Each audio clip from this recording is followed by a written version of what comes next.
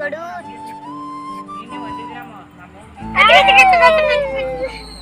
ಈಗ ಯಾವ್ದು ಬರ್ರಿ.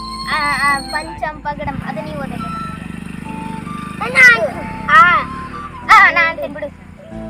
ಆನೆ ಕಟ್ಟೆ ಬಾವಿ ಕಟ್ಟಿ ನೂರ ಬಸ್ ನೂರ ಕೈ ಕೈ ದುರ್ಗೈ ಪಂಚಂ ಪಗಡಂ ಮೆದಿ ಮೇಲ ಮಿಂಚಂ ಸಕ್ರಿ ಬೇಕ ಛಪ್ರಿ ಬೇಕ